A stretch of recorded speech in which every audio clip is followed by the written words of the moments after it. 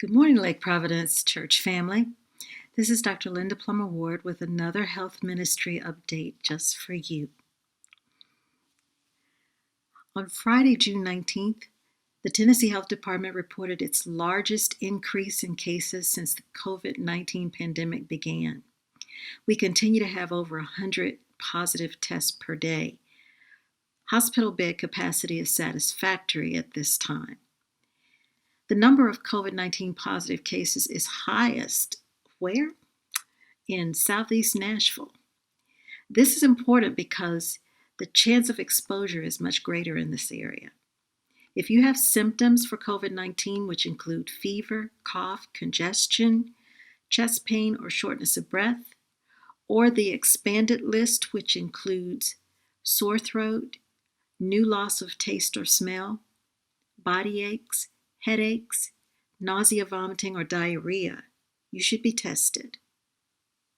Now that the nursing homes and rehabilitation facilities are opened, many of us will want to visit family or friends. You should consider testing before doing so. If you know you have been exposed, or if you have participated in the protest, you should be tested. Testing helps determine the areas of spread of the disease. It helps the health department to know which areas to target and where contact tracing is important. Contact tracing is the health department's attempt to contact the people who have likely been exposed, but maybe not yet been tested, so they don't know if they're positive or not. They hope to get in touch with these people before they infect other people. This is another way of mitigating the disease. Now, it's getting to be summer, and we want to travel and have fun. So we need to take the same precautions when traveling as we do when we run errands from home. It may be helpful to check the area of spread of COVID-19 where you're going to visit.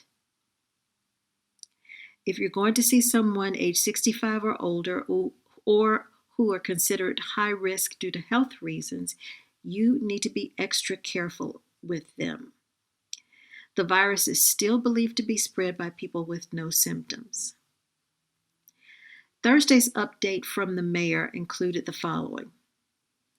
Nashville will begin phase 3 on Monday, June 22nd.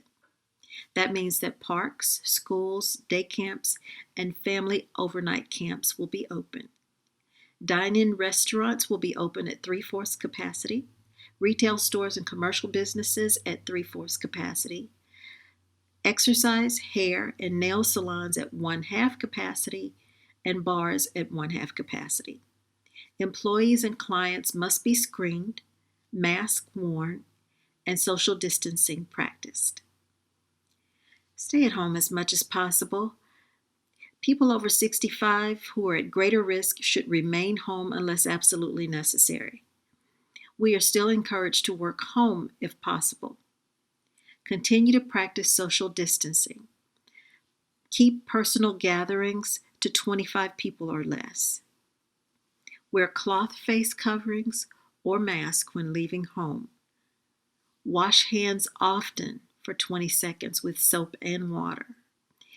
Use alcohol-based hand sanitizer greater than 60% alcohol if soap and water are not available. Cover your mouth and nose with a tissue when coughing or sneezing.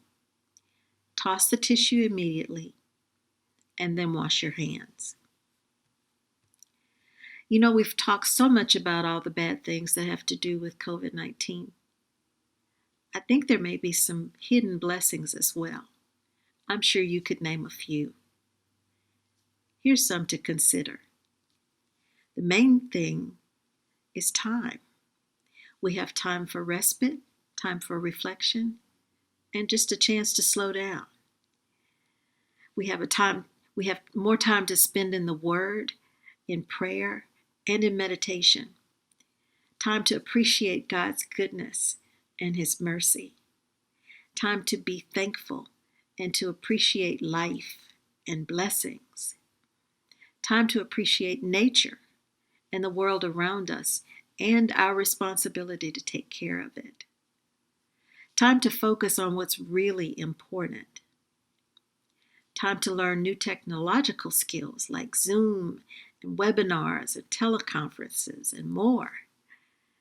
Time to look for the good in the midst of the bad. Time to exchange old habits for new. Time to be a blessing to someone else. Time to appreciate and respect our temples.